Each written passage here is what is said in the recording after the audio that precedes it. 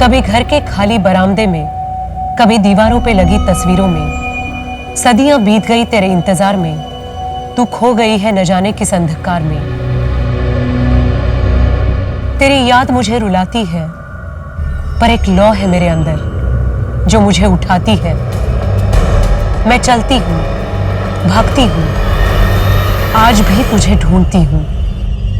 एक बच्चा जब गायब होता है तो उसका परिवार उसे ढूंढने के लिए हर मुमकिन कोशिश करता है, और दूसरी तरफ वो बच्चा न जाने कितने अत्याचारों से गुजरता है। एनसीआरबी की 2019 के रिपोर्ट के मुताबिक लगभग 1,19,617 बच्चे लापता हुए थे। मतलब 327 बच्चे हर दिन। 10 साल के अंतराल में इनमें से काफी बच्चे खोज लिए गए, पर तकरीबन 48,000 बच्चे अभी भी गायब हैं। हमने आज तक गुमशुदा बच्चों की कई कहानियां देखी, लेकिन आज का केस ऐसा है जिसमें एक बच्ची गुमशुदा हुई, लेकिन पुलिस प्रशासन को यह समझ में नहीं आ रहा था कि कोई उस बच्ची को ढूंढना भी चाहता है या नहीं। नमस्कार, मैं सोनाली कुलकर्णी क्राइम पेट्रोल सतर्क के इस नए अध्याय में आपका स्वागत करती हूँ।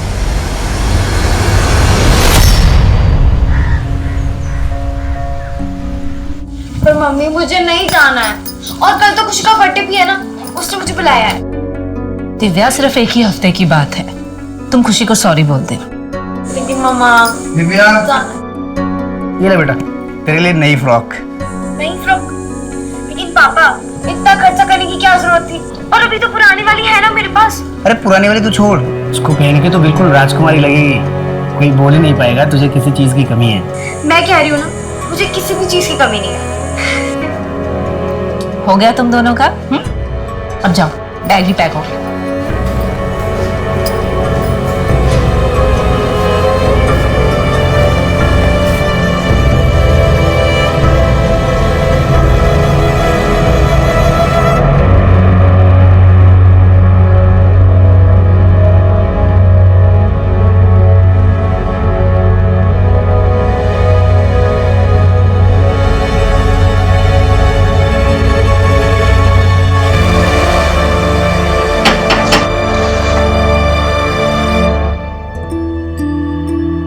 आओ बेटा।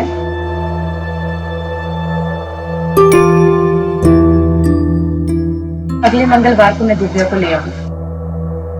दिव्या, मेरा टाइम पे खाना खाना और टीवी कम देखना। ठीक है। ठीक है? बाय।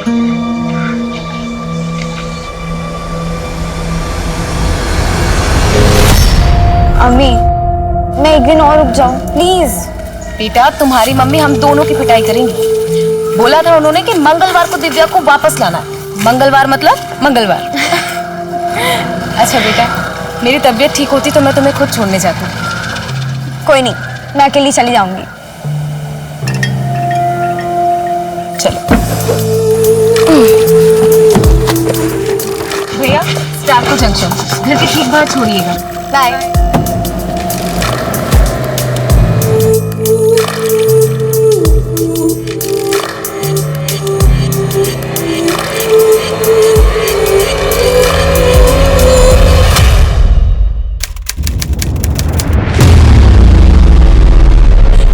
फरजाना, वो मेरी दिव्या को अकेला छोड़ ही नहीं सकती। उसने मेरी दिव्या को कहीं छिपा के रखा है। शांत हो जाइए, पहले मुझे सब कुछ ठीक से बताइए क्या हुआ। साहब, मैं बोलता हूँ आपको, हमारी बेटी है दिव्या, वो फरजाना के घर पे गई थी और आज वापस लौटने वाली थी, पर अभी तक पहुंची नहीं है साहब। क्या उम्र होगी उसकी? मेरी बेटी सिर्फ 13 साल की। ये फरजाना क्या लगती है आपकी? आप इतने सवाल क्यों पूछ रहे हैं? उस फरजाना को उठाइए और जेल में डाल दीजिए, तब बताएगी कि उसने मेरी बेटी दिव्या को कहाँ छिपा के रखा है। देखिए मैडम, हम ऐसे ही किसी को उठाकर जेल में नहीं डाल सकते, हमें अपने तरीके से काम करने दीजिए। आपकी बेटी दिव्या फरजाना के घर क्यों गई थी? सर, मेरी तबीयत ठीक नहीं थी, इसलिए मैं दिव्या को छोड़ने नहीं गई थी। ये प्रणय और सुनीता झूठ बोल रहे हैं, उन्होंने ही मेरी दिव्या को गायब किया। लेकिन क्यों? ये सवाल मुझे और मेरी टीम को हर वक्त परेशान कर रहा था। इस केस को सुलझाना उतना आसान नहीं था जितना दिख रहा था। इस केस ने हमारे सोचने समझने के तरीके को ही बदल दिया। इस केस की शुरुआत से ही हमारे जहन में एक सवाल था कि आखिर उस दिन हुआ क्या था। कौन सच की चादर ओढ़ के हमसे झूठ बोल रहा था। यह हमारे सबसे मुश्किल केसेस में से एक था।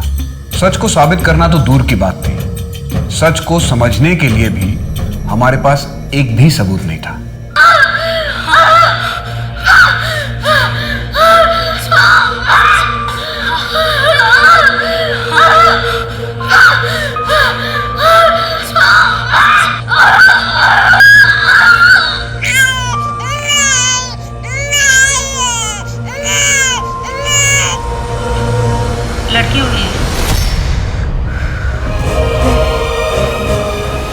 और माँ बाप का नाम? 12:28। माँ का नाम फरजाना और बाप का पता नहीं है, क्लोज्ड अडॉप्शन होगा। अरे पर माँ ने कुछ तो नाम दिया होगा। अरे शक्ल तक तो देखी नहीं। तू ऐसा कर, दिव्या लिख दे और ये पायल उसके पास रख दे, उसकी माँ का है। ये पायल तो बहुत बड़ा है। हाँ तो बड़ी होगी तो पहनेगी ना, तुझे क्या करने का है? तू उसके पेपर्स के साथ रख दे बस।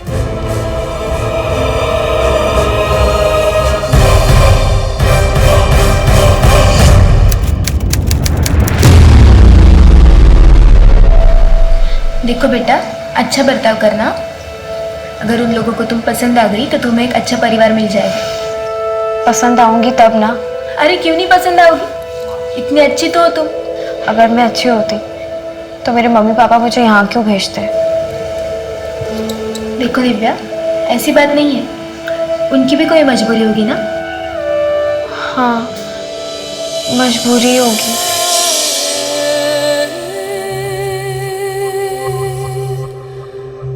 अच्छे से रहना और बीच बीच में मिलने भी आना। बाय।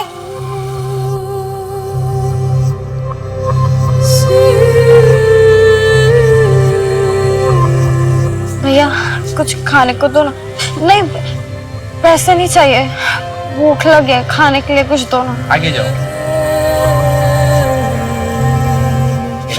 दीदी कुछ दो ना खाने के लिए। पैसा नहीं लेगी, खाना खाएगी तू?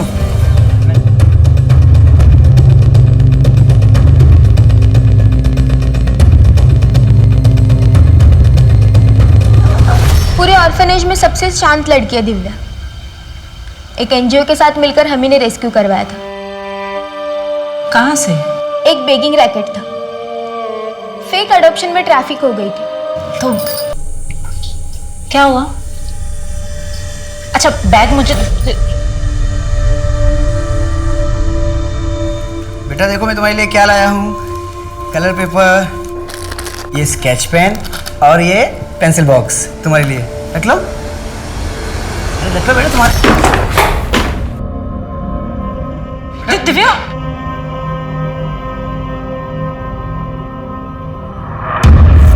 पण प्रणय अडॉप्ट करण्याची काय गरज आहे? अरे शुभम है ना, इसको तो अपना ही बेटा समझ। पर भाऊ शुभम तो है ही, एक बच्चा और रहेगा घर में तो सुनीता का भी मन लगा रहेगा। कुछ भी कर, पर एक बात का ध्यान रख, मैं मेरे बेटे का हक किसी और को मारने नहीं दूंगा। हाँ ठीक है, अगर वो तेरा खून होता तो मेरे को कोई फर्क नहीं पड़ता, पर अपनी खानदानी प्रॉपर्टी में मैं किसी और को हिस्सा लेने नहीं दूंगा। ऐसे लोग क्रिमिनल बनते हैं और ये तो पता नहीं किसका गंदा खून है। ओ भाऊ ऐसा बोलो नको। हाँ मैं आपकी इज्जत करता हूँ इसलिए बताने आया था, परमिशन लेने नहीं आया था आपसे। चल सुनीता लिख तो भी। एक मिनट प्रणव, भाव क्रिमिनल गंदी परवरिश से बनता है और मैं अपने बच्चे की परवरिश आपकी तरह बिल्कुल नहीं करूंगी। चलो प्रणव। मन तो बेटे का था, पर कोई नहीं, बेटी सही। अच्छा हुआ हमने बेटी अडॉप्ट की, अब राजीव भाव को कोई दिक्कत नहीं होगी। देखो उनकी बात पे इतना गौर मत किया, उनकी बात का कोई सरकार नहीं होता। इसलिए बताओ दीदी तुम्हारे साथ कुछ फ्री हुई? अभी तो नहीं, थोड़ा वक्त तो लगेगा ना उसको। अच्छे से स्कूल में एडमिशन करवा दो, अपनी उम्र के बच्चों के साथ मिलेगी तो जल्दी खुलेगी। अच्छा प्रणय, उसका एडमिशन इंग्लिश मीडियम स्कूल में करवा दे, जहाँ पे वो पाटिल भाई है ना, उनकी बेटी जाती है खुशी, वहां पर।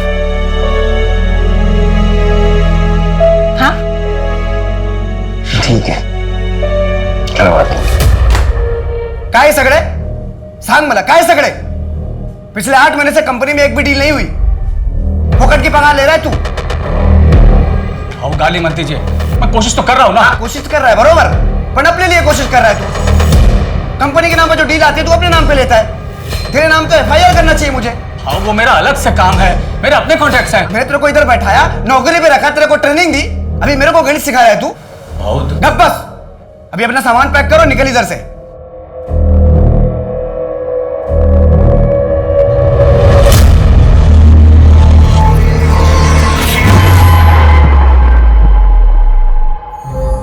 दिव्या, बेटा आ जाओ, खाना लग गया है। हाँ 10 मिनट के लास्ट समय कंप्लीट कर लेती हूँ। दिव्या, ये लो, तुम्हारे लिए नया बैग है और इसमें थैंक यू। आपको पता है स्कूल में क्या हुआ? रश्मि ने ना मेरा बेटा इसको अंदर ले जाके रखो, आराम से बैठ के बात कर, है ना? ठीक है। अच्छा।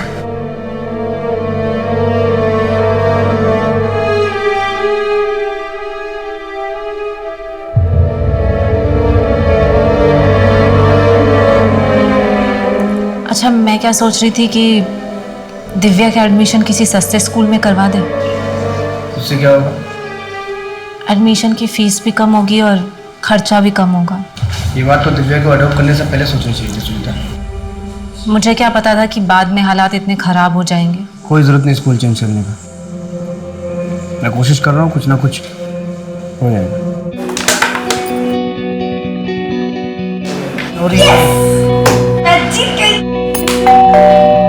मैं देखते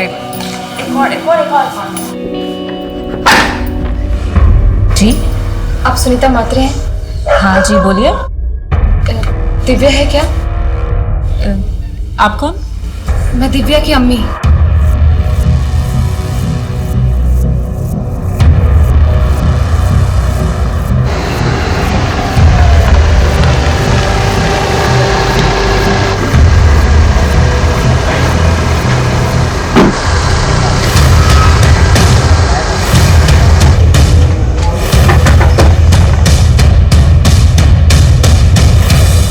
हाँ सर, मेरे को सिर्फ इतना याद है, इस लड़की को जिधर छोड़ा था उधर कोई तो था जिसने दरवाजा खोला था।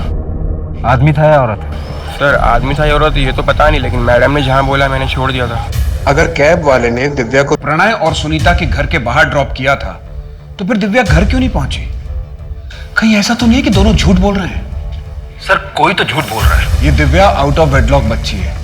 13 साल पहले फरजाना ने उसे अडॉप्शन के लिए दिया था। फिर ये अब क्यों आई है? फरजाना, मेरी बात को समझो तुम। मैं अभी तुमसे शादी नहीं कर सकता हूँ, अम्मी नहीं मानेगी। सफी, तुम एक बार अपनी अम्मी से मिलाओ तो मुझे, मैं उन्हें मना लूंगी। मैं उनकी इतनी सेवा करूंगी कि वो भूल जाएंगी कि मैं किस जाति की हूँ। फरजाना, अम्मी को समझाना इतना आसान नहीं है। देखो मुझे थोड़ा वक्त दो, मैं अभी अपने पैरों पे खड़ा भी नहीं हुआ हूँ। मैं अम्मी से बात क्या करूंगा, कैसे समझाऊंगा उन्हें? ठीक है, लेकिन जो भी करना है जल्दी करो, मेरे पास ज्यादा वक्त नहीं। मैं अभी चलती हूँ, अब्बू घर पे इंतजार कर रहे होंगे। अच्छा सुनो, तुम इतनी मुश्किल से तो आई हो तुम फरजाना, 10 मिनट रुक जाओ।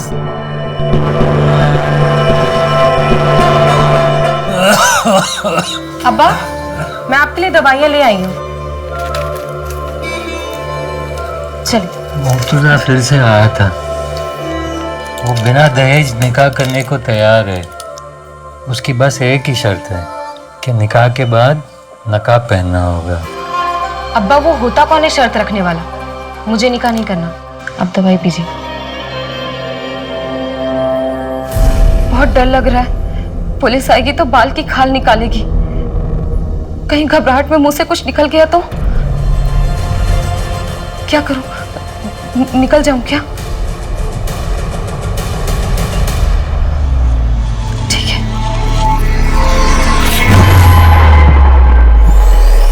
दिव्या कहाँ थी?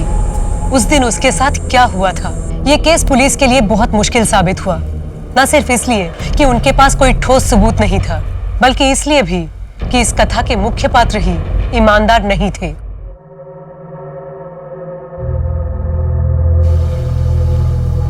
बुरा साया है तुझ पर, और वो इतनी आसानी से तेरा पीछा नहीं छोड़ेगा। बुरा साया? तो पापा आप ही बताइए ना, क्या करना होगा मुझे? अरकान करना होगा।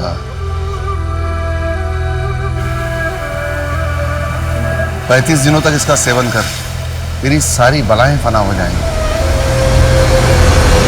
हमारी कैब वाले से बात हुई, उसका कहना है कि उसने दिव्या को आपके घर के बाहर ही छोड़ा था। हो ही नहीं सकता, मैं तो सारा दिन घर पे थी, दिव्या का इंतजार कर रही थी। आप दोनों को किसी पर शक है? नहीं, हमें किसी पर शक नहीं है। और दिव्या को गायब करके किसी को क्या मिलेगा? सर मैं बोल रही हूँ वो फरजाना ही है, उसने ही मेरी बेटी दिव्या को कहीं छिपा के रखा है। अगर फरजाना ने ऐसा किया भी होता तो वो खुद क्यों नहीं गायब हो गई? ताकि साहब उस पर किसी को शक ना हो। और देखिए ना, हो भी वैसा ही रहा। आपको उस पर नहीं, हम पे शक हो रहा है। साहब हम झूठ क्यों बोलेंगे? वो तो हम पता कर लेंगे कौन और क्यों झूठ बोल रहा है।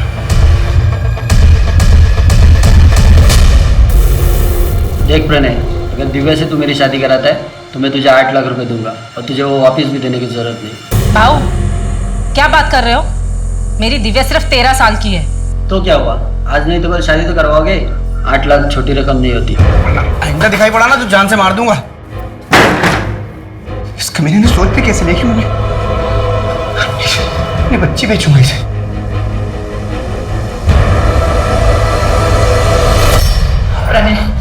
प्रणय मुझे मेरी दिव्या चाहिए। हम ऐसा करते हैं, हम फरजाना के घर जाते हैं, उससे बैठकर बात करते हैं, जो भी प्रॉब्लम है ना उसको सुलझाते हैं, लेकिन मुझे मेरी दिव्या चाहिए। दिव्या चाहिए मुझे मेरी।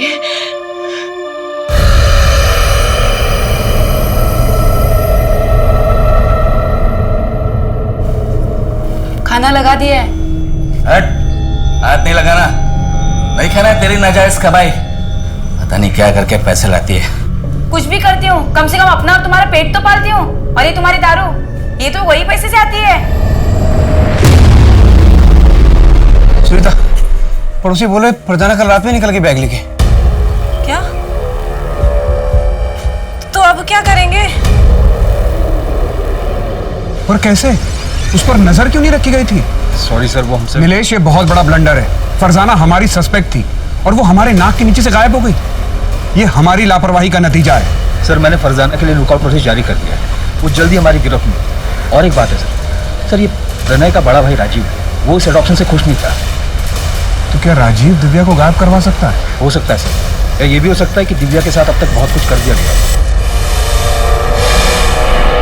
जी मुझे अडॉप्शन से प्रॉब्लम था, लेकिन जब लड़की अडॉप्ट हुई तो फिर मुझे क्या प्रॉब्लम? सुनीता और प्रणय का जो कुछ भी है वो रखे वो। अब उनके पास पहले कुछ नहीं है तो वो जाने। मतलब? प्रणय का बिजनेस काफी डाउन हुआ है और मुझे पूरा यकीन है सर, अब प्रणय भी पछता रहा होगा उस दिव्या को अडॉप्ट करके। और सर रही मेरी बात, मुझे उस दिव्या से क्या प्रॉब्लम होगा? मेरे बेटे को हमारी जायदाद में से उसका हक मिल जाएगा और मुझे क्या चाहिए? 19 नवंबर को तुम कहाँ थे? मैं मेरे घर पे ही था, मेरा बेटा भी था। अब चाहे तो हमारे पड़ोसियों से पूछ सकते हैं, किसी ने तो देखा ही होगा। क्या तुम्हें लगता है कि प्रणय कुछ कर सकता है? सर प्रणय मेरा छोटा भाई है, मुझे नहीं लगता कि वो दिव्या के साथ ऐसा कुछ भी करेगा। लेकिन हाँ, वो जो उसकी माँ है ना, वो जरूर कुछ कर सकती है। तुम्हें इस बात से कोई प्रॉब्लम नहीं थी कि दिव्या की माँ दूसरे धर्म की थी? नहीं सर, मुझे क्या लेना देना, अब ये तो सुनीता और प्रणय ही जाने।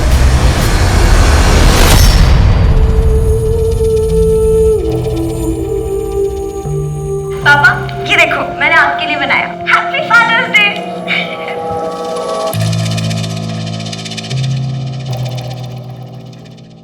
कैलाश भाऊ, पैसों की जरूरत थी, थोड़ा कैश मिल सकता है क्या?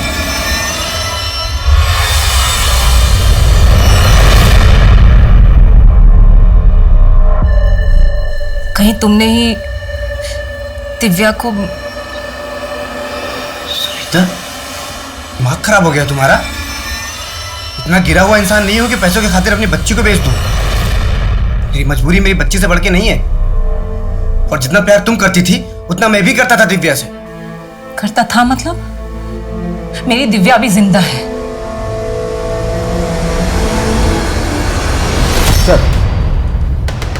सर प्रणय और सुनीता को दिव्या के लिए रिश्ता है। कैलाश वागले नाम का एक आदमी है, यहाँ गोवा में 3 रिजॉर्ट है उसके, और 8 लाख रुपए में बात भी तय हुई। पहले तो प्रणय ने उसे धक्का मारकर निकाल दिया, लेकिन अपने खबरी जग्गू ने पता किया ये प्रणय दोबारा कैलाश से मिला था, शायद डील कर ली। तो क्या ये चाइल्ड मैरिज का केस है? कहीं ऐसा तो नहीं कि प्रणय ने मौके का फायदा उठाया ताकि सबको ये लगे कि ये सब कुछ फरजाना ने किया है? और ये भी हो सकता है कि प्रणय और फरजाना दोनों मिले हो। ये फरजाना इंदौर से है ना? जी सर, उसका एड्रेस भी हमारे पास, मेरी लोकल पुलिस से बात भी हुई है। नहीं नीलेश, तुम खुद इंदौर जाओ और इस फरजाना की कुंडली निकालो। 1 महीना बीत गया है और हमारे पास दिव्या की कोई खबर नहीं।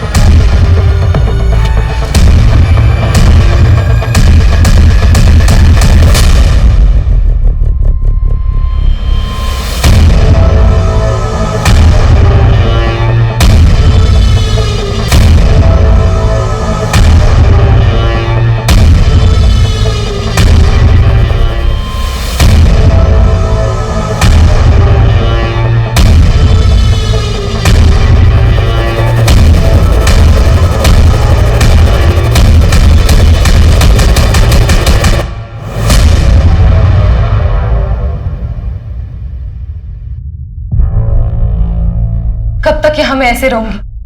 5 महीने हो चुके हैं और तुम अब तक अपने घर वालों को मना नहीं पाए। फरजाना, मैं कोशिश कर रहा हूँ ना। झूठ बोल रहे हो तुम सभी। सच सच बताओ, तुम मुझसे निकाह करोगे भी या नहीं? करूंगा फरजाना, पर सही वक्त आने पर। और वो सही वक्त कब आएगा? मैं 5 महीने की प्रेग्नेंट हूँ। तुम्हारे घर वालों को मेरे बारे में भनक भी है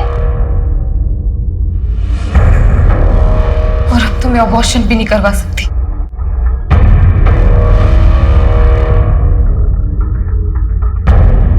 और कब तक यहाँ रहना होगा?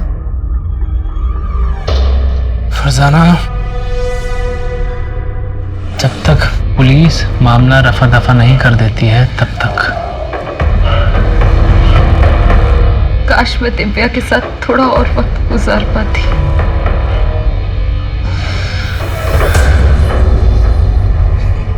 सर, फरजाना ने यहाँ गोवा के मृणाल नर्सिंग होम में दिव्या को जन्म दिया और उसी दिन अडॉप्शन के लिए भी दे दिया था। जब फरजाना को बच्ची चाहिए ही नहीं थी तो फिर वो वापस आई क्यों? सर, ये तो फरजाना से ही पता चला। अगर वो हमें मिली तो एक बार वापस सबसे बात करते हैं, शायद हमसे कुछ छूट रहा हो।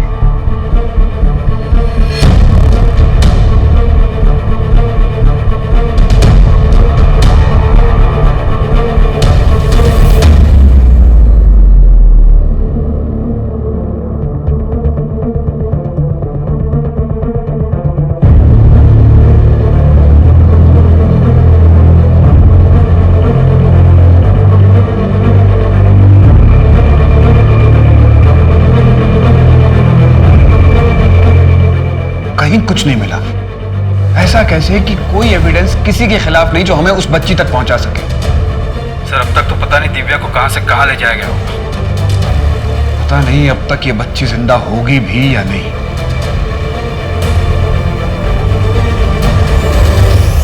6 साल बीत गए लेकिन दिव्या का कहीं पता नहीं चला। 1 साल बाद पुलिस भी दूसरे केसेस में उलझ गई और दिव्या मिसिंग केस फाइलों के नीचे दब गया।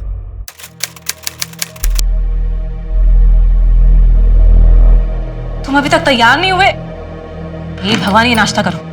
तुम्हारा रोज का नाटक है, ट्यूशन के लिए भी लेट हो जाते हो। मुझे कोई बात नहीं, मैं ड्रॉप कर दूंगा। हाँ, तुम्हारे इसी लाड प्यार ने ना इसको बिगाड़ के रख दिया। दूध भी पियो।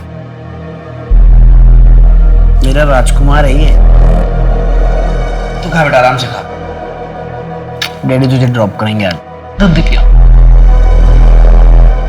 आज की सबसे बड़ी खबर, सुप्रीम कोर्ट का फैसला। अब बेटियां भी होंगी अपने पिता की संपत्ति में बराबर की हकदार। इंडिया की हिस्ट्री में एक लैंडमार्क जजमेंट। अब बेटियां भी होंगी अपने पिता की संपत्ति में बराबर की हकदार। मैं मेरे बेटे का हक किसी और को मारने नहीं दूंगा। हाँ ठीक है, अगर वो तेरा खून होता तो मेरे को कोई फर्क नहीं पड़ता। अच्छा, वो हमने बेटी अडॉप्ट की, अब राजीव भाव को कोई दिक्कत नहीं होगी।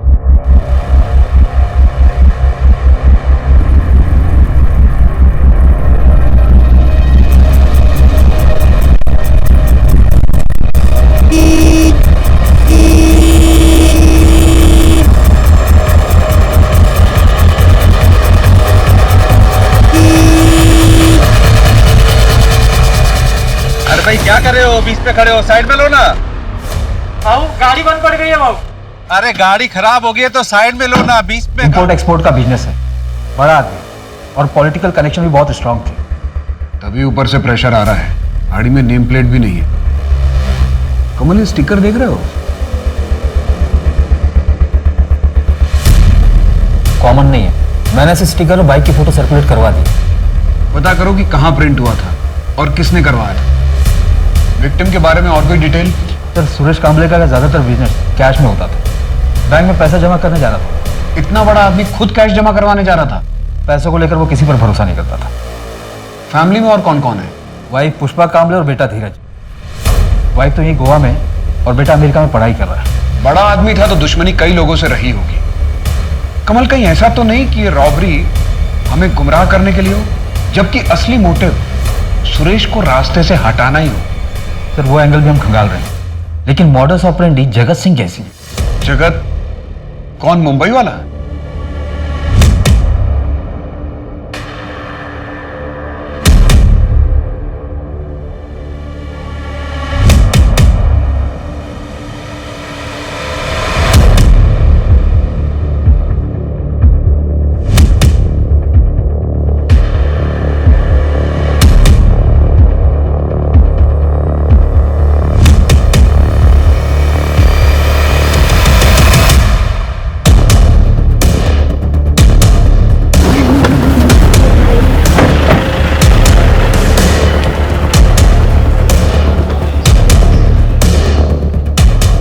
तो सही मिली।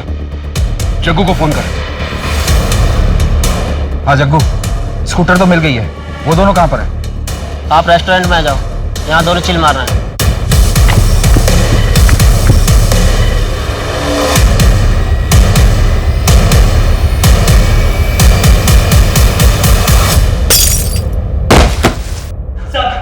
खड़ा हो।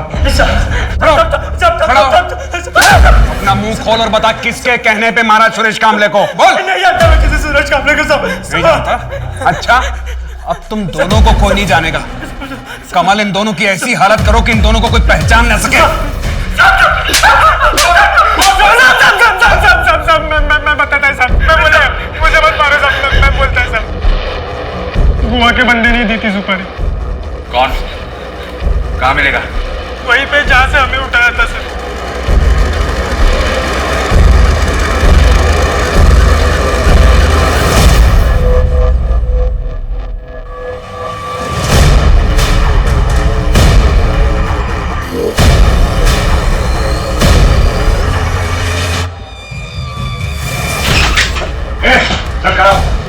क्या कर रहा?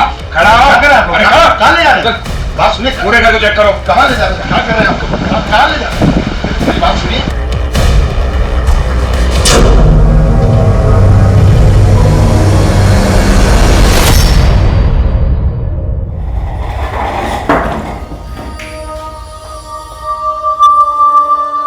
क्यों सुपारी दी थी सुरेश कामले की? वो तो तुम्हारा शागिर्द था। कर्म अच्छे कर, ऊपर वाले का यही फरमान है तेरे लिए। अगर अगले 2 सेकंड में अपना मुंह नहीं खोला ना, तो उसी ऊपर वाले के पास भेज दूंगा। तेरा ये गुस्सा ही तेरा सबसे बड़ा दुश्मन है, और यही एक दिन तुझे जानने मिलेगा।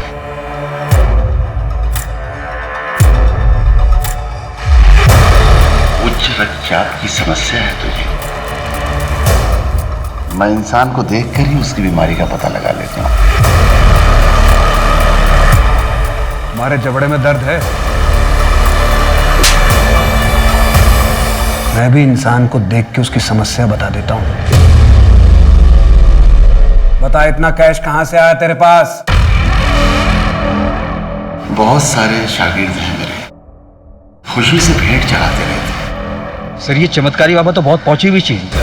रहता तो एक छोटी सी झोपड़ी में, पर यहाँ गोवा से लेकर इंदौर तक बड़ी बड़ी बिल्डिंगों में इन्वेस्टमेंट है इसका, और सब कैश में। एक काम करो, एक लिस्ट निकालो कि इस बाबा ने कहां कहां इन्वेस्ट किया है। सर मैंने ऑलरेडी निकाला, ये देखिए सर, ज्यादातर हॉस्पिटल्स और नर्सिंग होम में इन्वेस्टमेंट किया है।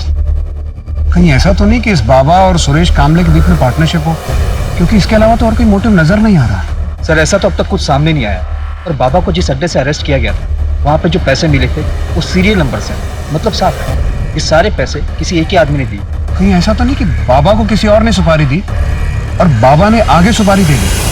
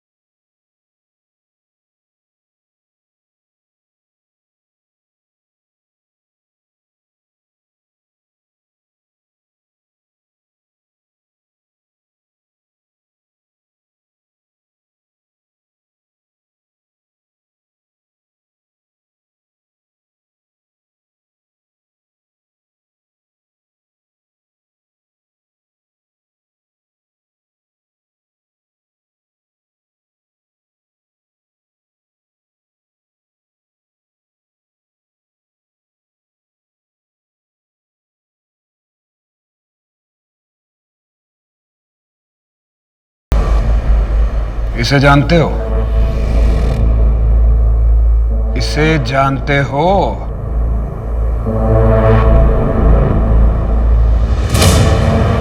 नहीं। इसे मृणाल नर्सिंग होम से अडॉप्ट किया गया था और इसने इस बच्ची को जन्म दिया था। इसका नाम दिव्या है, 6 साल से गायब है। क्या जानते हो इनके बारे में?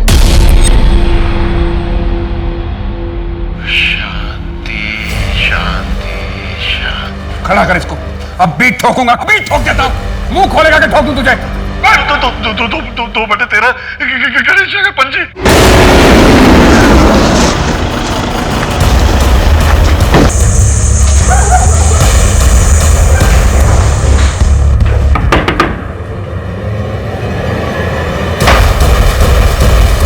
खत्म हुआ चूहे बिल्ली का खेल। बहुत साल घुमाया तुमने। फरजाना, मेरे पास एक प्लान है, सुनो, बैठो, ध्यान से सुनना। हम एक काम करते हैं कि हम ये बच्चा एक अस्पताल में दे देते हैं। क्या बोल रहे हो तुम सफी? मैं अपना बच्चा किसी को नहीं दूंगी। फरजाना, मेरी बात ध्यान से तो सुनो। देखो, एक चमत्कारी बाबा की वजह से मुझे एक अस्पताल के बारे में पता पड़ा है। हम ये बच्चा वहां दे सकते हैं, वही बच्चा रख लेंगे और डिलीवरी होने तक तुम भी वहां रह सकती हो। हम जब निकाह कर लेंगे फिर ये बच्चा वापस ले लेंगे। और ना ही मेरा सफी से कभी निकाह हुआ और ना ही मैं अपनी बच्ची को ले पाई। फिर मुझे पता चला कि सफी को HIV है। मैंने अपना टेस्ट करवाया तो मैं भी पॉजिटिव आई। मौत को इतने करीब से देखने के बाद मेरे अंदर की ममता जाग गई। सोचा बच्ची कुछ जिंदगी अपनी बच्ची के साथ गुजार पाऊं, पर दिव्या आप कहाँ हैं? क्या? क्या वो जिंदा है? मैं तो सोच रही थी कि वो उन दोनों के साथ खुश है। मुझे लगा था कि उन दोनों ने दिव्या का किडनैप करवाया ताकि वो मुझे फंसा सके। इसीलिए मैं उनके रास्ते से खुद हट गई ताकि वो तीनों खुश रह सके।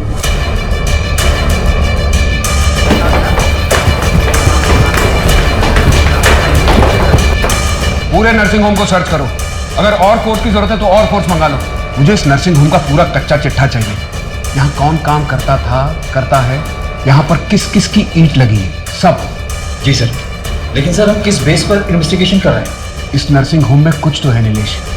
ये सिर्फ एक कोइंसिडेंस नहीं हो सकता। सर, ये देखिए सारी फाइल में क्या क्या है।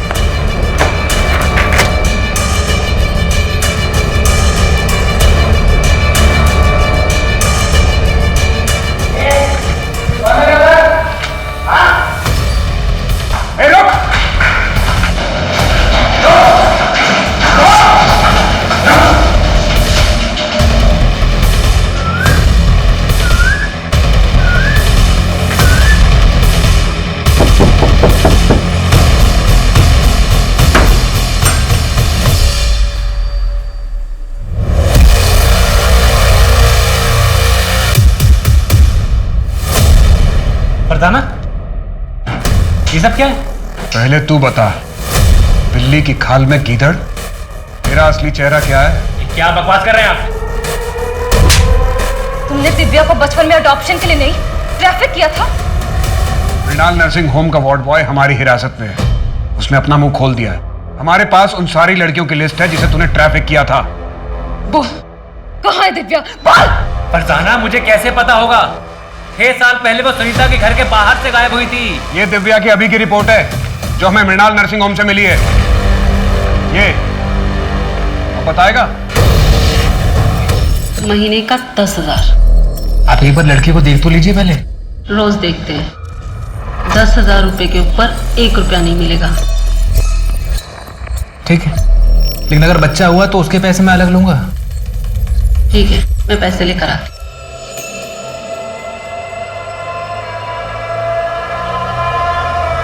इसका नाम गौरी है। जाओ। दिव्या मुझे कभी नहीं चाहिए थी। वो अनचाही बच्ची थी। मैं बस फरजाना के साथ रहना चाहता था, लेकिन फरजाना को दिव्या चाहिए थी। इसलिए मैंने एक ऐसा रास्ता निकाला जिससे मेरे पास पैसे भी आ गए और दिव्या से छुटकारा भी मिल गया। तो जैसा खुदगर्ज इंसान मैंने आज तक नहीं देखा, जिसने अपने फायदे के लिए अपनी बेटी को एक नहीं 2 बार दलदल में धकेला। उसे एक अच्छा घर मिल गया था ना, लेकिन तूने उससे वो भी छीन लिया। सर, मैं आपको लेके चलता हूँ जहाँ पर बच्ची को रखते हैं, लेके चलता हूँ। सर, यहीं पर है। कहाँ पे? दिव्या! दिव्या!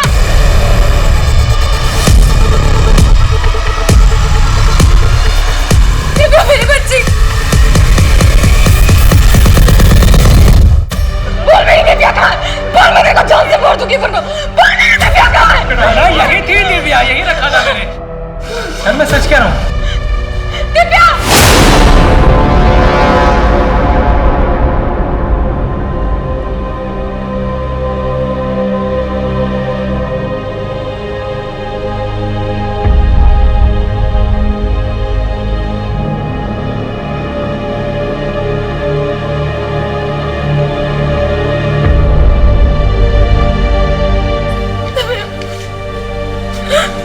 मेरी बच्ची।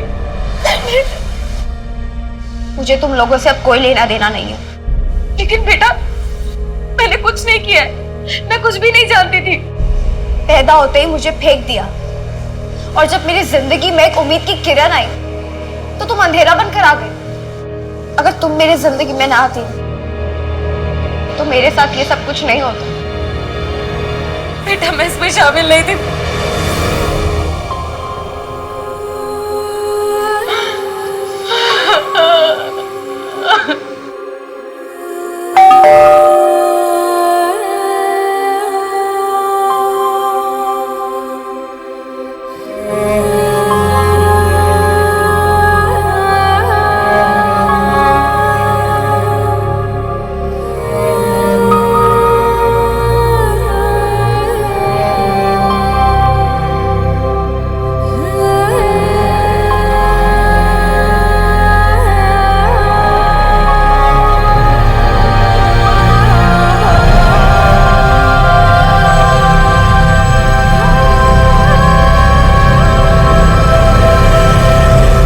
सर, मृणाल नर्सिंग होम को सील कर दिया गया। पिछले 25 साल से गोरख धंधा वहां चल रहा था। कुछ औरतें अपनी मर्जी से आती थी, फरजाना जैसे। उन्हें स्मूथ कॉलम में रखा जाता था और कुछ खरीदी जाती थी दिव्या के जैसे। उन्हें डिफिकल्ट कॉलम में रखा जाता था, फिर उन्हें प्रेग्नेंट करके उनके बच्चों को बेच दिया जाता था। बाबा ने अपना मुंह खोला कि सुरेश कामले की सुपारी किसने दी थी। आपने जब से उसका सत्य से परिचय करवाया और ऊपर जाने का मार्ग खोला, तब से वो तोते की तरह बोल रहा है। उसने बताया कि सुरेश की सुपारी उसके बेटे धीरज ने दी थी अमेरिका से। सर, मैंने अमेरिकन एम्बेसी में बात की और प्रत्यार्पण के लिए भी रिक्वेस्ट डाली। नीलेश, इस दुनिया में कैसे कैसे लोग हैं। एक बेटी बिना माँ बाप के इस दुनिया में कितना कुछ झेलती है, और एक बेटा जिसे उसके बाप ने दुनिया के सारे सुख चैन दिए, वो अपने बाप की हत्या करवा देता है। सर, आप दिव्या को कभी भूले ही नहीं थे ना? कभी नहीं। कुछ केसेस एक दरार छोड़ जाते हैं, ये भी उनमें से ही एक था। वैसे दिव्या की काउंसलिंग शुरू हो गई है।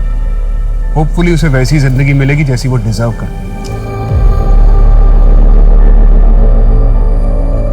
शफी खुदगर्जी में इतना अंधा हो गया था कि उसने अपनी ही बेटी का सौदा 2 बार कर दिया, क्योंकि उसके लिए वो अनचाही थी। लेकिन इस सब में दिव्या की क्या गलती थी? इस केस को सुलझाने के बाद पुलिस ने 128 औरतों और बच्चों को उस ट्रैफिकिंग रैकेट से बचाया जो अलग अलग शहरों में चलाया जा रहा था। इस केस में 6 साल होने के बावजूद पुलिस दिव्या को नहीं भूली थी और अंत में पुलिस ने दिव्या को इस दलदल से निकाल दिया जहां उसके अपनों ने उसे धकेला था। आज दिव्या सुनीता, प्रणय और अपने छोटे भाई के साथ रह रही है। हम आशा करते हैं कि दिव्या जल्द इस सदमे से उभरे और एक खुशहाल जिंदगी जिए। अब मैं सोनाली कुलकर्णी आपसे विदा लेती हूँ। फिर मिलेंगे एक ऐसे ही चौंका देने वाले केस के साथ क्राइम पेट्रोल सतर्क, जस्टिस रीलोडेड में। तब तक अपना और अपने परिवार का ख्याल रखिए। आप जानते हैं कि हम सब एक मुश्किल दौर से गुजर रहे हैं। कृपया मास्क पहने, समय समय पर हाथ धोते रहें और उचित दूरी बनाए रखें। देखते रहिए क्राइम पेट्रोल सतर्क। जय हिंद। नमस्कार, मैं सोनाली कुलकर्णी क्राइम पेट्रोल सतर्क के इस नए अध्याय में आपका स्वागत करती हूँ।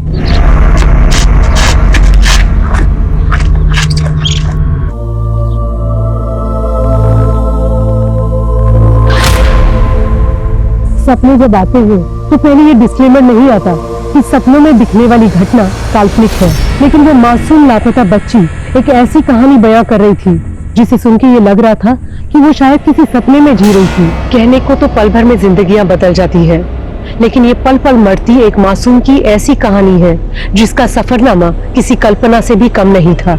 लेकिन ये हकीकत सुनने के बाद आप सोच में पड़ जाएंगे कि क्या किसी की जिंदगी उसे ये भी रंग दिखा सकती है।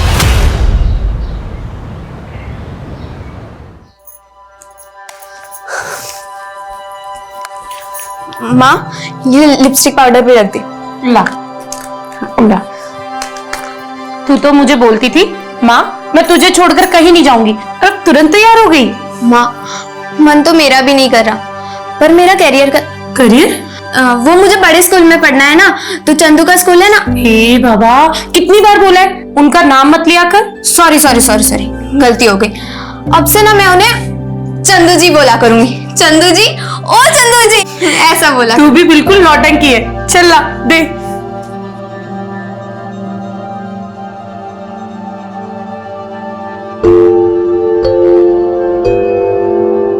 बड़ी सुंदर लग रही हो। आप इस घर की रौनक लेकर जा रहे हो। बचपन में इससे कोई गलती हो जाए तो। ऐसी बातें कर रहे हैं आप? इसके बचपन से तो हमारे घर की रौनक बढ़ने वाली है। सही बात है। ये बात त्रिलोकी की बिल्कुल चिंता मत करो, वो हमारे घर में बहुत खुश रहेगी। हैं? ये बात क्या दो। चलो भाई साहब।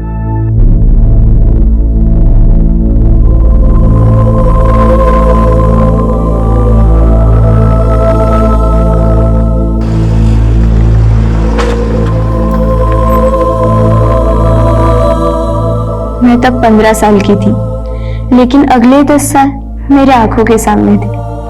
18 साल में मिस इंडिया, 19 साल में मिस वर्ल्ड और 25 साल में 25 सुपरहिट फिल्मों की जुबली स्टार।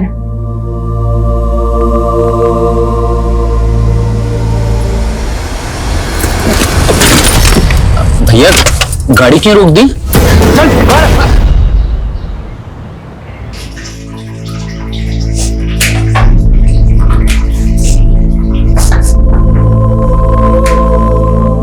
त्रिलोकी, तू प्याज काट रही है? मम्मी, अब त्रिलोकी से घर का काम करवा रही है? अरे चंदू जी, ये प्याज काट के तो मैं रोने की प्रैक्टिस कर रही हूँ।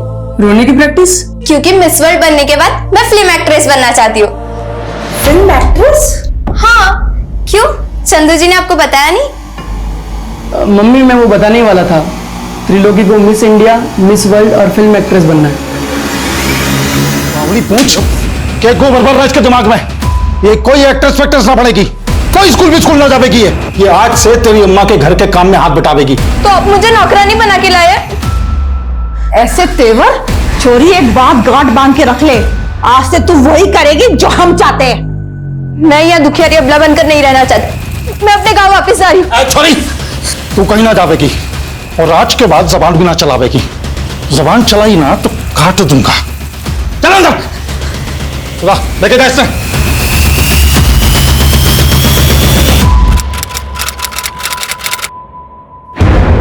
कैसी बात कर रहे हैं मोहन जी? त्रिलोकी यहाँ क्यों आएगी, वो भी इस वक्त? दोपहर से कुछ पता ना चल रहा, समझ नहीं आ रहा कहाँ गायब होगी। अरे ऐसे कैसे गायब हो सकती है त्रिलोकी?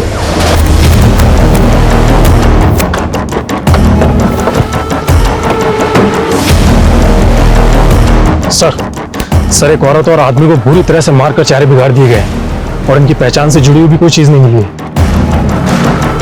आसपास पता करो, शायद इनकी पहचान की कोई लीड मिले। सर, रोड के नजदीक झाड़ियों में एक बैग पड़ा है। ये रहा सर। सर, इस बैग में तो औरत और आदमी कपड़े ही हैं। सर, ये बुक है।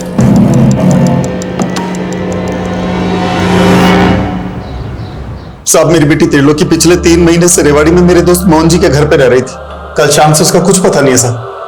त्रिलोकी को आखिरी बार कहां देखा था आपने? हमारे घर के बाहर दोपहर में देखा था। त्रिलोकी, एक कप चाय बना दे मेरे लिए। उसके बाद तो फिर वो अंदर ही नहीं आई जी, पता नहीं बाहर से कहां चली गई। तो उस वक्त घर में त्रिलोकी और आपके अलावा और कौन था? वो जी मैं और वही थे। मेरी बीबी और बेटा तो बाहर गए थे बाजार। त्रिलोकी का कोई बॉयफ्रेंड वगैरह? नहीं साहब, ऐसी कोई बात नहीं है। आप त्रिलोकी को ढूंढे ना साहब, पता नहीं मेरी बेटी किस हाल में होगी। इस किताब का नाम है, जिसके उर्दू में मायने हैं खत्म, मतलब दी एंड। पर हमारे लिए कहानी खत्म नहीं, हमारे लिए कहानी अब शुरू हुई है। और इस किताब में मिली ये तस्वीर, और इस तस्वीर में दिख रही है बच्ची और औरत, इस कहानी के तो किरदार हो सकते हैं। पोस्टमार्टम डॉक्टर का कहना है कि हमें जिस डेड कपल की बॉडी मिली, उनकी उम्र 25 से 30 साल हो सकती है, और उस मरहूम औरत ने कोई डिलीवरी भी की थी। तो मुमकिन है कि उस औरत के पास जिस आदमी की बॉडी हमें मिली वो उसका शौहर हो, और ये बच्ची उस डेड कपल की बेटी। इस तस्वीर को हरियाणा के सारे थानों में सर्कुलेट करो, शायद इस कपल को लीड मिले। हमने अपनी त्रिलोकी की जिम्मेवारी आप लोगों को दी थी और आप लोग उसे संभाल भी ना पाए। अरे हम क्या करते, उस छोरी के पैर ही ना टिकते थे। यहाँ कहती थी मिस वर्ल्ड बनेगी, ये पता नहीं कितनी भाज गई। ये क्या बोल रहे हैं मोहन जी आप? अरे मैंने सपने में भी ना सोचा था कि आप मेरी छोरी पर ऐसा लांछन लगाओगे। संस्कार तो आप ही नहीं दिए थे उसको, और हम क्या झूठ बोल रहे हैं आपसे? बस करो मम्मी, मुझे मालूम है त्रिलोकी को किसने गायब किया। तो अब तक क्यों नहीं बताया आपने? किस पे घात किया त्रिलोकी को? और राजकुमार, सुना घर में छोरी ले आया तू है? तुम्हें इससे कोई मतलब? अरे सुन तो, मतलब दोनों के बीच में सब कुछ ठीक तो चल रहा है ना रात में? मेरा मतलब है कि बिना कपड़ों के देखा है कि नहीं? कौन है वो लड़का? चल बोल, त्रिलोकी को कहाँ गायब किया? साहब मैंने गायब नहीं किया त्रिलोकी को, ये चंदू ने मुझे फंसा रहा है। उल्टा उसके घर वाले और ये चंदू मिलकर ना उस पर जुर्म ढा रहे थे त्रिलोकी पर। अगर तूने सच नहीं बोला ना तो जुल्म हम ढाएंगे तेरे ऊपर। साहब झूठ नहीं बोल रहा हूँ, ये चंदू के घर वालों ने चंदू का और त्रिलोकी का बाल विवाह करवाया था।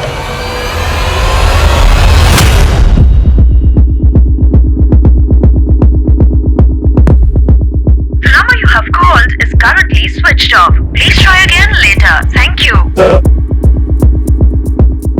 सर, हमने पूरे हरियाणा में इस औरत और बच्चे का फोटो सर्कुलेट कर दिया है, लेकिन ना तो इस औरत और बच्चे के बारे में कोई लीड मिली है और ना ही उस डेड कपल की पहचान का कोई क्लू मिल रहा है। तो इनकी तस्वीर को पूरे इंडिया के थानों में सर्कुलेट करवाओ, क्योंकि जिस किताब में ये तस्वीर मिली है ये किताब 30 साल पहले बैन हो चुकी है, क्योंकि इसका जो कंटेंट है वो कट्टरपंथी को बढ़ावा देता है।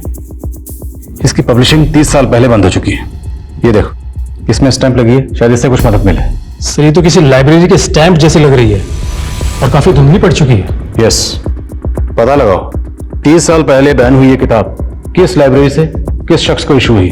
और ये देखो, इस किताब में ये कुछ वर्ड्स भी लिखे हैं, ये दोनों कोई कोड वर्ड हो सकते हैं, इसलिए हमें इंटेलिजेंस क्रिप्टोग्राफर के जरिए इन्हें जल्द से जल्द डिकोड करवाना होगा, क्योंकि ये किसी टेररिस्ट एक्टिविटी के लिए इंस्ट्रक्शंस हो सकती हैं। और इस किताब में ये नंबर भी है, इस नंबर की डिटेल निकलो। बेग साहब, आप कहां उस लफंगे की बात पे भरोसा कर रहे हैं? झूठ बोल रहा है वो। आप दोनों के खानदानों में कई पीढ़ियों से बाल विवाह होता रहा है। आप लोगों के मोहल्ले वालों से बात की हमने, रिश्तेदारों से भी बात की, आपसे भी पूछ रहे हैं। त्रिलोकी और चंदू का बाल विवाह हुआ था ना? देखिए साहब, हम चाहते थे कि चंदू और त्रिलोकी की शादी हो, पर उनके बालिग होने के बाद अभी तो त्रिलोकी यहाँ सिर्फ पढ़ने आई थी। लेकिन त्रिलोकी यहाँ किसी स्कूल में नहीं जाती थी। साहब, आप सवाल जवाब में समय क्यों बर्बाद कर रहे हैं? आप मेरी बेटी को ढूंढ दीजिए ना। वो तो हम ढूंढ ही रहे, पर हमें यह भी तो पता चले कि आखिर उसके साथ क्राइम हुआ क्या था। चंदू, सच सच बताना, तुम्हारी और त्रिलोकी की शादी हुई थी ना?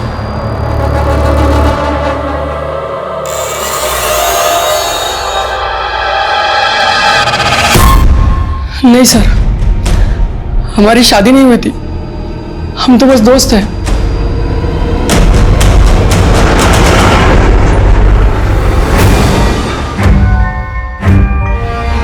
सर, जिस लाइब्रेरी से इशू की गई थी उस लाइब्रेरी के बारे में अभी तक तो कुछ पता नहीं चल पा रहा है, लेकिन सर इस बुक में जो फोन नंबर लिखा हुआ है वो फोन नंबर गुरुग्राम के डॉक्टर व्योमकेश के नाम से रजिस्टर्ड है। और सर, ये व्योमकेश नेचुरोपैथी के डॉक्टर है।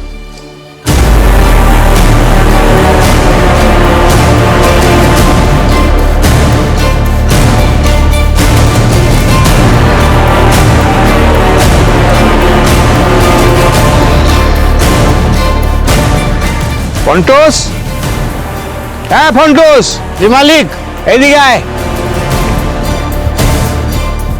हाँ मालिक, ये देखो, पता लो। हाँ, और तुम्हारे हरियाणा में क्या बोलता है वो? सील बाटा। कूट कूट कर रस बनाओ, और मालकिन को रसपान कराना है। जा।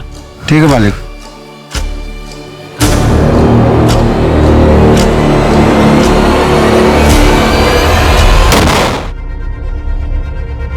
ये डार्लिंग, तुमको आज बुखार है और तुम यहाँ बैठकर इतना सच समझ रही है? नहीं, मैं ठीक हूँ। ना ना, तुम्हारा सिर्फ ज्वर उतरा है, लेकिन जो वायरस है तुम्हारे लीवर के अंदर छिप के बैठा है। किंतु चिंता करो ना, ये मेरा गा प्लांट का जूस तुम्हारे लीवर में जाएगा और वायरस घा घा करके तुम्हारा बॉडी के घाम की माफिक निकल के आएगा। घाम समझती है? नहीं। जानिस ना, पसीना, स्वेट। लेकिन मैं अब ठीक हूँ। हाँ ठीक ना, जूस खा, जूस खाओ। नहीं। खाओ। क्या है ये? मेरा गा प्लांट को सुनकर मेरा फर्स्ट वाइफ मर गया।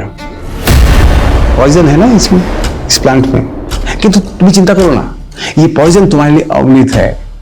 तुमको कुछ नहीं होगा, तुम नहीं मरोगी। साहब, हाँ, की होलो रे? बाहर पुलिस आई है। आसची।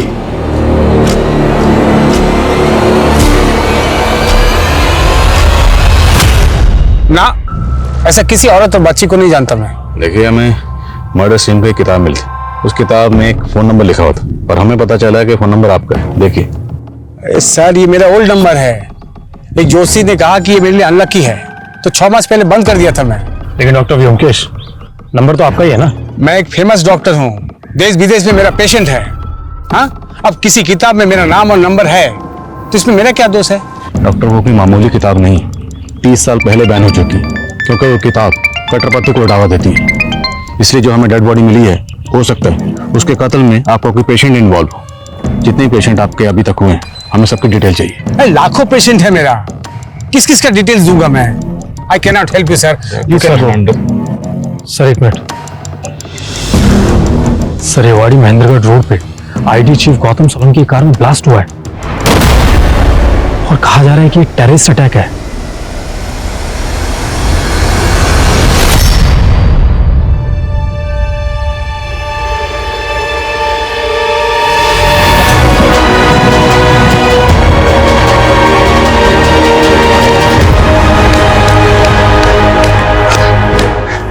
बस ये छोड़े। अच्छा,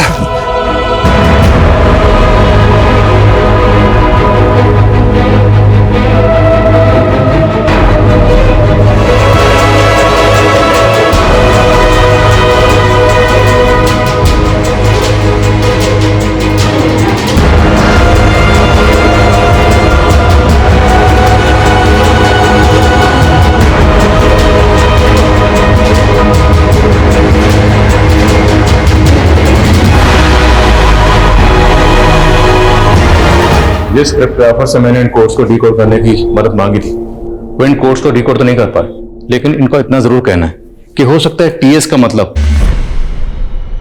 जो इस किताब का टाइटल है, तो शायद ये कोई ऐसी इंस्ट्रक्शन हो ट्रेंड होती हो। सर, इस बुक पे जो स्टैंप है उस पे JNT विजिबल है, और जब मैंने मालूम किया तो पता चला कि दिल्ली में एक जनता लाइब्रेरी है। हो सकता है ये बुक वहीं से इशू की गई। वीर, पता करो दिल्ली में ये लाइब्रेरी कहाँ है। अगर ये किताब वाकई उसी लाइब्रेरी से इशू हुई है तो पता करो ये किस शख्स को इशू हुई थी, क्योंकि वही शख्स अब इस केस का राज खोल सकता है। हो सकता है उस शख्स से हमें उस डेड कपल की कोई लीड मिल सके, और इस बच्ची की भी।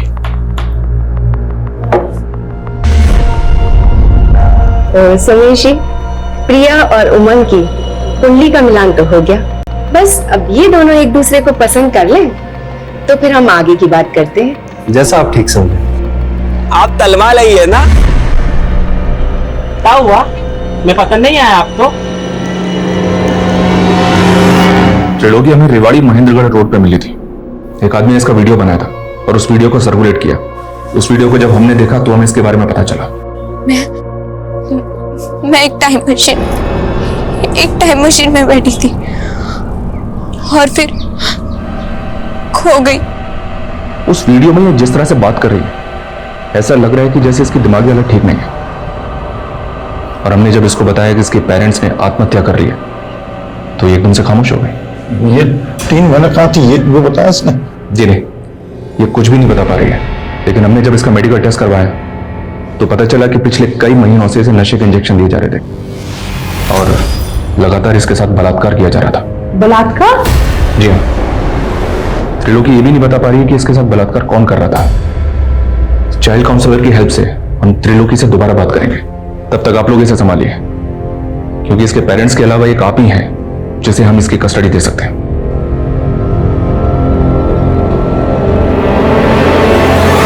सर। हाँ सर, ये तमाम जो बैन हो चुकी है, ये 2 महीने पहले जनता लाइब्रेरी से एक शाहिद शेख नाम के लड़के को इश्यू की गई थी। सर, ये है शाहिद शेख। सर, शाहिद शेख के लाइब्रेरी कार्ड पे जो एड्रेस लिखा हुआ है वो बिल्कुल गलत है। वो एड्रेस एग्जिस्ट ही नहीं करता।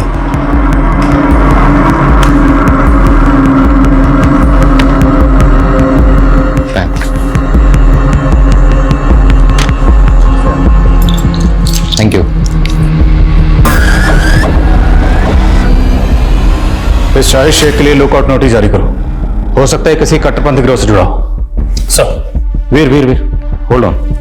तुमने बताया कि उसने ये किताब जनता लाइब्रेरी से 2 महीने पहले इशू करवाई थी। हाँ सर। लेकिन इस किताब पे ये जो नंबर लिखा है डॉक्टर व्योमकेश का, तो उनका तो कहना है कि उन्होंने ये नंबर 6 महीने पहले बंद कर दिया था। सर डॉक्टर व्योमकेश बिल्कुल झूठ बोल रहा है। पोस्टमार्टम रिपोर्ट के मुताबिक डेड कपल की मौत 20 मार्च को हुई थी और डॉक्टर व्योमकेश का वो नंबर 20 मार्च तक एक्टिव था। तो डॉक्टर के कॉल रिकॉर्ड में शाहिद और डेड कपल ये इस औरत से जुड़ा का नंबर? नहीं सर, लेकिन सर इसके सीडीआर में कई फेक आईडीज के नंबर हैं और सर डॉक्टर व्योमकेश का कई औरतों के साथ में अफेयर भी है। सर उसने करीब 3 शादियां की हैं और उसकी पिछली 2 बीवियां सस्पिशियस सर्कमस्टेंसेस से गायब हो गई थी और सर ये ज्योत्सना उसकी तीसरी बीवी है।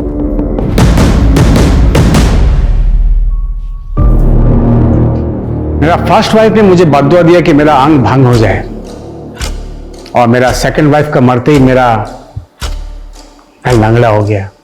बट नेवर माइंड, आज मेरे पास तुम्हारे जैसा ब्यूटीफुल वाइफ है। आज हमारा मैरिज का फर्स्ट एनिवर्सरी है। Happy anniversary darling. Thank you. Let's celebrate. Come dance with me. आप जब साथ होते हो तो बड़ा अच्छा सा लगता है, पर आप जब टूर पे चले जाते हो तो अकेलापन महसूस होता है। तो मैं सोच रही थी क्यों ना फैमिली प्लान। मेरा हर वाइफ को बच्चा चाहिए होता है। तुम भी बोल कर ये जता रही है कि मैं एकदम पुंसक हूं। नहीं नहीं, मेरा मतलब वो नहीं था। I mean, हम बच्चा अडॉप्ट भी तो कर सकते हैं ना। बच्चा अडॉप्ट करेंगे? हैं? बच्चा?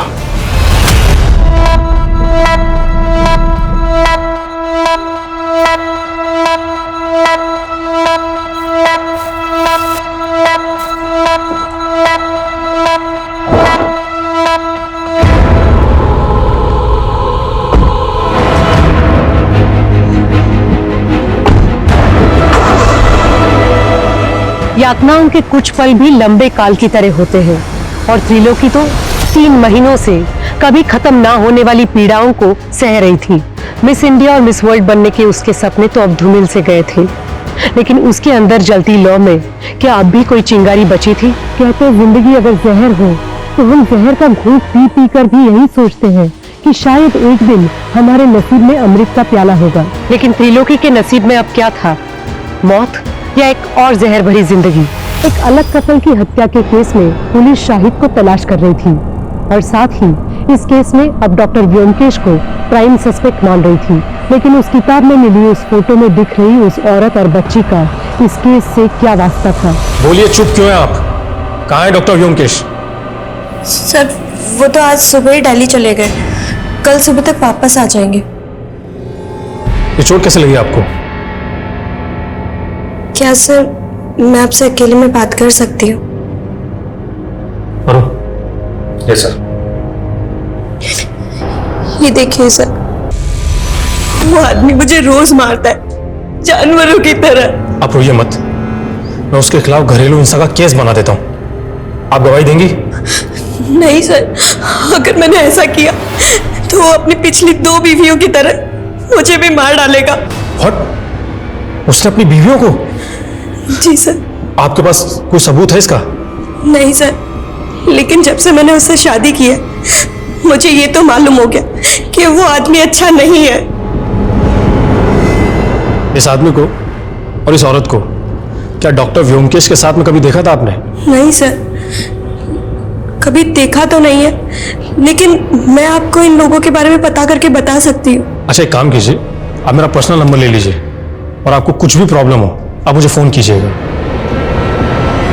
सर हम मानते हैं उस कार ब्लास्ट के बाद मीडिया में एक केस और भी हाईलाइट हो गया, लेकिन सर मेरा यकीन मानिए हम इस केस को जरूर सॉल्व करेंगे। बस हमें थोड़ा सा वक्त दीजिए सर। और जी सर, जय हिंद।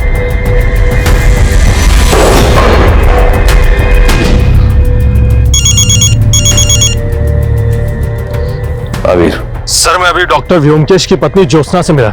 सर वो कह रही थी कि वीर होल्ड ऑन, अब हम इस केस में इन्वॉल्व नहीं है। ये केस हमसे लेकर एटीटी को दे दिया गया, मेरे ट्रांसफर के ऑर्डर भी आ गए। लेकिन सर अब हम कुछ नहीं कर सकते। कल सुबह जल्दी आ जाना, हमने अपनी इन्वेस्टिगेशन रिपोर्ट उन्हें सौंपनी।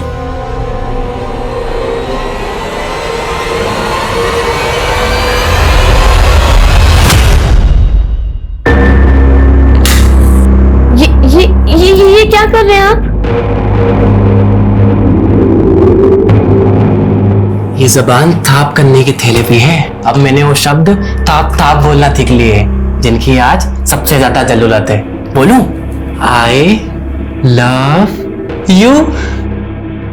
अब तुम अपने समूह से वो ताप के जहर को मार दो जितने मुझे तोतला किया। सर प्लीज मुझे बचा लीजिए सर। सर मुझे भी मार डालेगा सर। और उसने व्योमकेश को मार दिया? किसने मार दिया और कौन है वो?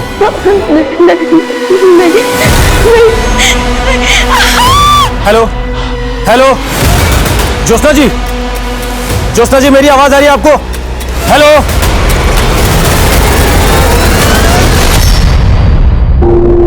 ये वीर का फोन अभी तक बंद है।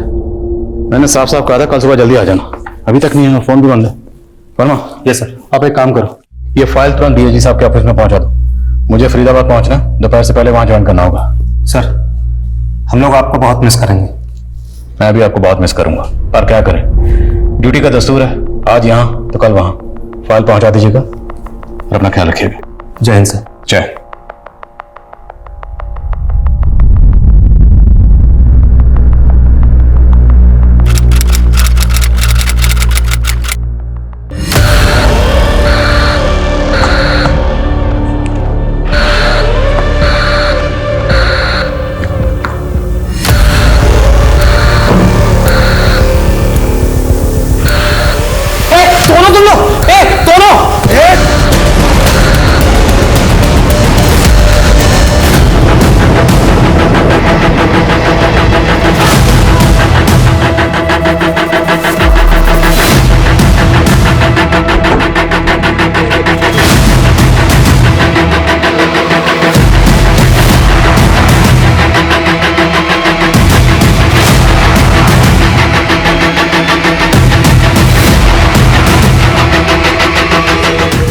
सर घर के आसपास कोई सीसीटीवी नहीं मिला है, ना ही कोई ऐसा विटनेस मिला है जिसने किसी सस्पिशियस आदमी को घर में आते जाते देखा।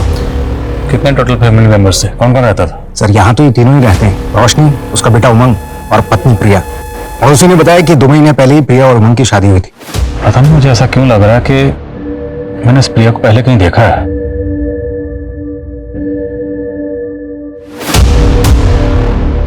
जय हिंद नादिन सर, क्या बात है, आपने इतने सालों बाद याद किया? Okay sir.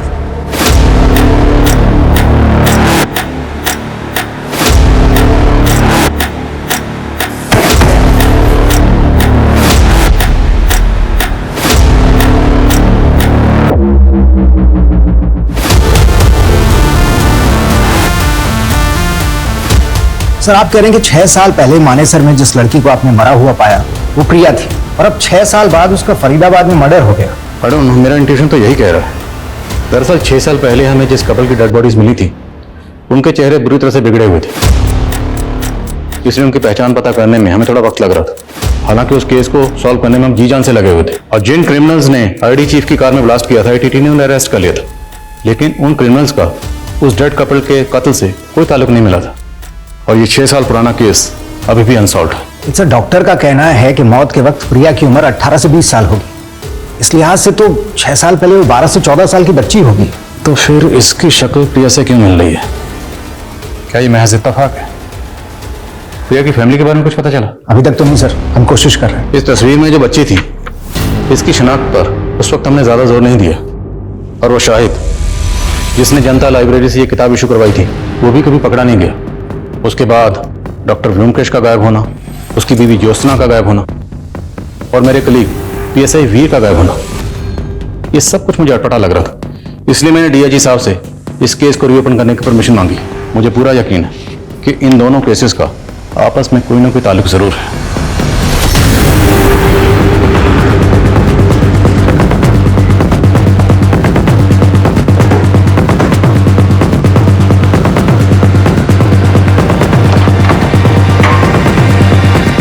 सर आपके ट्रांसफर के बाद हमें पता चला था कि डॉक्टर व्योमकेश ने यह घर उस कपल की हत्या से पहले ही बेच दिया था, और आपके ट्रांसफर के दौरान वो अपनी बीवी ज्योत्सना के साथ यहाँ से गायब हो गया। घर किसको बेचा? कमलेश नाम का आदमी है सर, लेकिन घर खरीदने के बाद वो ज्यादा दिनों तक यहाँ रहा नहीं, क्योंकि सुनने में आया है कि वो यहाँ से इसलिए चला गया कि उसे लगता था इस घर में किसी भूत का साया है। बुलाओ इस कमलेश को पुलिस स्टेशन। Yes sir. हाँ मनीष। सर मैंने उमंग के रिश्तेदारों से मालूम किया, लेकिन रंजिश का कोई एंगल नहीं मिल रहा है। हो सकता है लूट के इरादे से ये हत्या की गई हो, या फिर किसी और मकसद को लूट की शक्ल दी गई। प्रिया की फैमिली का कुछ पता चला? उमंग के रिश्तेदारों से उमंग और प्रिया की शादी के कुछ फोटोज मिले हैं। उसमें प्रिया का बाप भी है, उसका नाम सोमेश है, लेकिन वो कहाँ है और उसका कॉन्टेक्ट नंबर क्या है ये किसी को नहीं पता। फैमिली की सीडीआर आने वाली है, शायद जल्दी कुछ पता चले। तो यार उसके ससुराल वालों के इतने ब्रूटल मर्डर हुए, सुमेश को आना चाहिए था, लेकिन ये नहीं आया। ये सुमेश मुझे कुछ डाउटफुल लग रहा है, इसकी बैकग्राउंड खंगालो। साहब बड़ी नेगेटिव एनर्जी वाला घर था वो। मेरे पंडित ने कहा वहां अकाल मृत्यु हुई है, इसलिए भूत का साया है। मैं तो बहुत पछता रहा हूं साहब उस घर को खरीद कर। कब से ढूंढ रहा हूं डॉक्टर व्योमकेश को। तो उस डील के बाद डॉक्टर व्योमकेश कभी नहीं मिला तुझे? नहीं साहब, लेकिन जब हम वहां रह रहे थे तो एक बच्ची डॉक्टर व्योमकेश की पत्नी ज्योत्सना के बारे में पूछने आती थी। ये वो बच्ची थी? नहीं साहब, कोई और ही बच्ची थी। मैंने उसको कई बार बोला ज्योत्सना अब यहाँ नहीं रहती, लेकिन वो बार बार आती रहती थी। बच्ची आती कहाँ से थी? उसका नाम एड्रेस कुछ तो पता होगा? नहीं साहब, एड्रेस तो नहीं है, लेकिन हाँ वो अपना नाम मधु बताती थी और गोल्डन पब्लिक स्कूल की यूनिफॉर्म पहने रहती थी।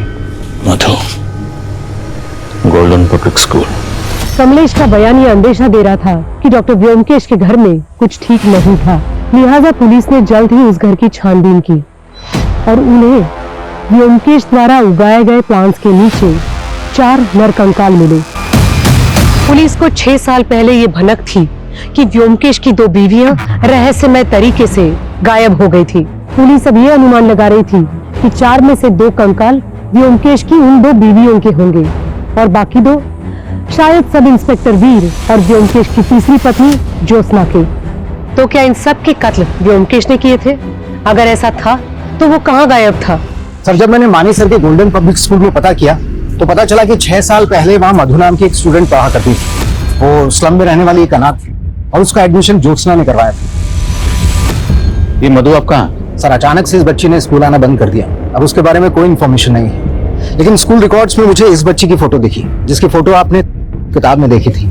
ये मधु की क्लासमेट थी। और सर इसकी माँ का भी फोटो दिखा, जिसकी शक्ल इस औरत से बहुत मिलती है। ये सर अगला फोटो उसी का है। स्कूल रिकॉर्ड में इस औरत और बच्ची का नाम क्या मेंशन है? सर औरत का नाम सुनिधि और बच्ची का नाम पार्वती। पार्वती, पार्वती। एक बार को अगर हम मान लें कि प्रिया ही पार्वती है, क्योंकि बच्ची बड़ी होकर अपनी माँ जैसी दिख सकती है, तो शायद उमंग की बीवी प्रिया पार्वती हो सकती है। 6 साल पहले हमें जिस कपल की डेड बॉडी मिली थी, उनका डीएनए प्रिजर्व किया गया था। उस मरहूम औरत के डीएनए से प्रिया का डीएनए मैच करके देखो। और मधु इस वक्त 18-19 साल की होगी। पता लगाओ मधु कहाँ है। सर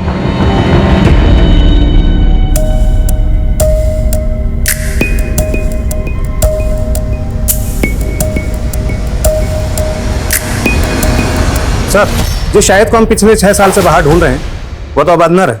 अंदर है? Yes sir.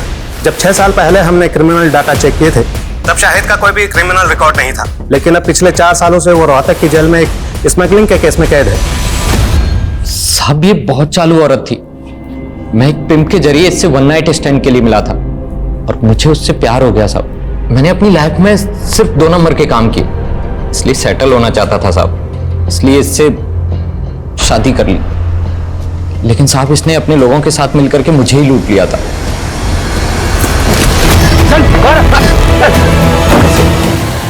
तो मतलब जो 2 लाशें हमें मिली उसमें से एक लाश इस औरत की थी जिसका नाम है सुनिधि। इसके साथ हमें एक आदमी की लाश भी मिली थी। वो आदमी कौन था? साहब मुझे कुछ नहीं मालूम, मैं भाग गया था वहां से। अच्छा, तुमने जनता लाइब्रेरी से एक किताब इशू करवाई थी जो कि 30 साल पहले बैन हो चुकी है। किस कट्टरपंथी ग्रुप से जुड़ा था? नहीं साहब, मैं किसी कट्टरपंथी ग्रुप से नहीं जुड़ा हूं। मुझे तो सिर्फ वैसी किताबें पढ़ने का शौक था बस। उस किताब में एक नंबर लिखा हुआ था जो डॉक्टर व्योमकेश का। उसे कैसे जानता है? साहब मैं उन्हें नहीं जानता, लेकिन ये नंबर तो सुनिधि का था। मैंने उस वक्त उस किताब में लिख दिया था। उस किताब में एक तस्वीर मिली थी। उस तस्वीर में सुनिधि के साथ ये बच्ची भी थी। ये बच्ची कौन है? ये तो उसकी बेटी थी साहब। वो बोलती थी कि उसका पहला पति मर गया था। अच्छा, पिंप कौन था जिसके जरिए तो सुनिधि से मिलता था? शायद शंकर था साहब। वो उसका नंबर भी था मेरे पास में पुराने वाले फोन में। क्या यही शंकर है? हाँ साहब, यही था। मुझे याद है साहब, यही था।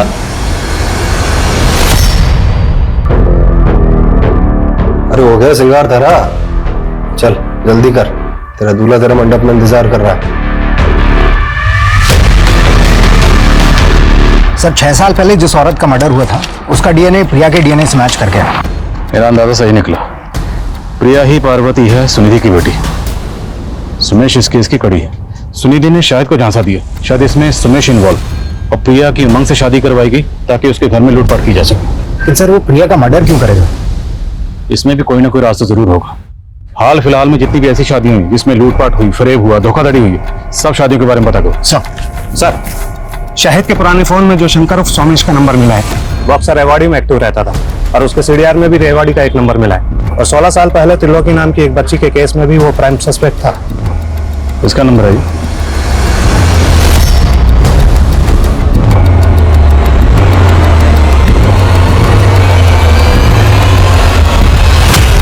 बोलिए, कौन? सुमेश है या शंकर? ना ये सोमेश है और ना ही शंकर। ये मेरा पुराना दोस्त है भीमा, इससे मिले काफी साल हो गए मुझे। अब कहाँ है मुझे नहीं मालूम। नौटंकी मत कर, तेरी पूरी हिस्ट्री निकाल चुके हैं। 16 साल पहले इसके साथ मिलकर तुमने एक बच्ची को अगवा किया था ना? मुझे नहीं मालूम साहब, लेकिन एक रोज पता लगा कि त्रिलोकी भाग कर वापस आ गई है।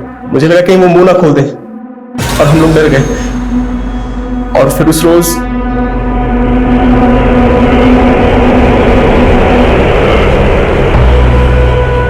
जिसने उस बच्ची को वहां पर अकेला छोड़ा था, वो शख्स कौन था? त्रिलोकी के पति चंदू के माँ बाप। उन्होंने त्रिलोकी और चंदू का बाल विवाह करवाया था। मत देना सर पिछले हफ्ते 7 जुलाई को सोनीपत के एक मैरिज गार्डन में एक शादी हुई थी। घंटू खबरी ने बताया कि वहां पर सोमेश को देखा गया था। वहां उसने अपनी एक और बेटी की शादी की थी। दूल्हे की फैमिली वहीं सोनीपत में रहती है।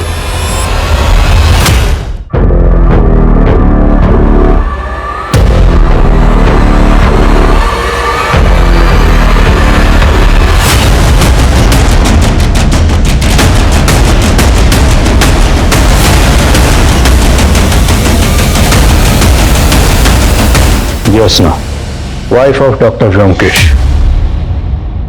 तो तुम हो इस खेल की असली खिलाड़ी। तुमने ना सिर्फ लोगों को लूटा बल्कि बहुत सारे कत्ल भी किए, और बहुत सारी मासूम बच्चियों को अगवा करके उन्हें सेक्स रैकेट में धकेला। 16 साल पहले तुमने एक त्रिलोकी नाम की बच्ची कहाँ है? मैं ही हूं त्रिलोकी। सोचा था त्रिलोकी जैसा नाम, वैसे तीनों लोक की रानी बनूंगी, पर मेरे नसीब में लिखा था ये पाताल लोक। माँ बाप पति सबसे दूर हो गई और बन गई इस पाताल लोक की महारानी। और ये आदमी मेरा सबसे बड़ा दुश्मन था। इसका दिया हुआ जहर पी पी कर मैंने सोचा अगर जहर ही पीना है तो फिर शान से पीऊंगी, और मेरे हुस्न का जादू चलता गया। पर मुझे और रईस बनना था, इसलिए मैंने सोचा कि रईसों को फंसाकर उनके पैसे और जायदाद सब लूटकर मालकिन बन जाऊंगी। और इन्हीं रईसों में से एक रईस था डॉक्टर व्योमकेश। हाँ, कमीना था तो पैसे वाला, पर उससे शादी करने के बाद मुझे पता चला कि उसने अपनी पिछली दोनों बीवियों को मारकर उसी घर में गाड़ा हुआ है। इसीलिए वो उस घर को बेचकर भागना चाहता था। जब उसने वो घर बेचा तो मैंने उन पैसों को लूटकर भागने का प्लान बनाया। सुनिधि भी तुम्हारी तरह लड़के फंसाती थी? हाँ, सुनिधि को ये धंधा मैंने ही सिखाया था। व्योमकेश का पुराना सिम कार्ड मैंने ही सुनिधि को इस्तेमाल करने के लिए दिया था। हमें डर था कि उनकी पहचान से हम लोग फंस ना जाए, इसलिए उनको मारने के बाद उनकी बेटी प्रिया को अपने साथ ले आए, और वो अनाथ बच्ची मधु, उसे भी इसलिए पढ़ा रहे थे। तो बच्ची कहाँ है? ये मधु।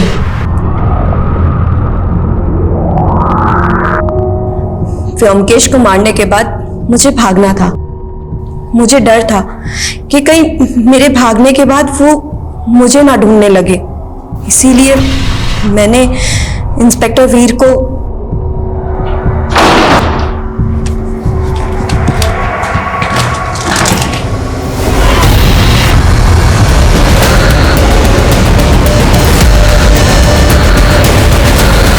लेकिन प्रिया, वो तो तुम्हारे लिए काम करती थी ना, तो उमंग की फैमिली के साथ साथ उसे क्यों मारा?